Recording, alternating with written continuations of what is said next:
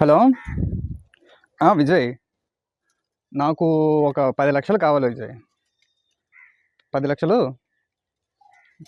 అవసరం ఏంటని అవసరం పడింది. కొంచెం నాకు అవసరం అర్జెంట్ అని చెప్పేసి కావాలి. ఎలాగిస్తానా? ఇస్తాను. నేను ఎలాగ ఇవ్వడం ఏంటి, నా దగ్గర స్కోప్ ఉంది, నాకు బాగా ఛాన్స్ ఉంది, నేను ఇస్తాను. ఎలా ఇస్తానంటే 10 ఎకరాలు ఉంది మామిడి తోట మా ఊర్లో. ఆ 10 ఎకరాలు నేను తీసుకుంటున్నాను. ఆల్రెడీ అందరికీ 35,000 ముందే ఇచ్చేస్తున్నాను. ముందే ఇచ్చేసి మొత్తం అన్ని మామిడి కాయలకి కూడాను మైకా కడతాను అన్నమాట. పాలిథిన్ కవర్ ఉన్నాయి కదా, అవి కవర్ చేస్తాను, కట్ చేస్తాను. ఒక్కొక్క ఎకరానికి 1,30,000 వస్తుంది. 30,000 ఆల్రెడీ ముందే ఇచ్చేస్తున్నాం కదా, మనకి ఆ లక్షలు వస్తాయి. ఆ 10 మొత్తం 10 లక్షలు కూడా నీకు 10 లక్షలు నీకు ఇచ్చేస్తాను. కాకపోతే మనకు ఒక పేరు ఉంటుంది కదా, మొత్తం ఇచ్చేసామని చెప్పి వాళ్ళకి ఒక స్టేటస్ ఉంటుంది కదా, అది అందుకని ఒక 10 లక్షలు పంపించు. ఓకేనా? Thank you.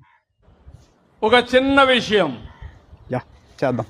ఏదైతే మామిడి పండ్లు కవర్లో పెట్టగలిగితే మామూలుగా ఎకరా 30,000 వస్తే, ఆ పళ్ళు కానీ ఆ కవర్లో పెట్టి కానీ ప్రొటెక్షన్ ఇస్తే 1,30,000 ఎకరాకు వస్తుంది. దానికి కొంచెం ఖర్చు అవుతుంది, కానీ ఖర్చు కంటే 4 ఇంతలో ఆదాయం వస్తుందంటే ఆ విషయం మీరు గుర్తుపెట్టుకోవాల్సిన అవసరం ఉంది. దీనికి ప్రభుత్వం కట్టుబడి ఉంది.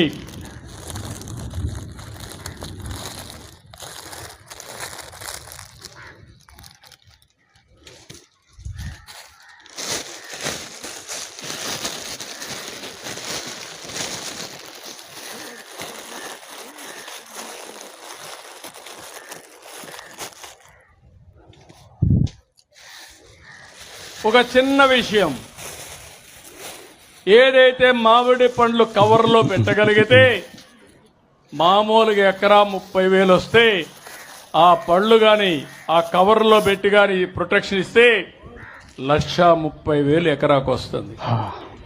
1,30,000 ఎకరాకు వస్తుంది. 1,30,000 ఎకరాకు వస్తుంది. 1,30,000 1,30,000 బా. మొత్తం 10 ఎకరాలు తీసుకుంటాను. 10 ఎకరాలకి వాళ్ళందరికీ 35,000 ముందే ఇచ్చేస్తాను. ₹1,00,000 చొప్పున నేను మిగిల్చుకుంటాను. 30,000, 1,30,000, 1,30,000, 1,30,000 ఎకరానికి 1,30,000 చొప్పున నాకు ఒక్కొక్క 1,00,000 మిగులుతుంది. ఓకే, థ్యాంక్ యూ బాబు గారు.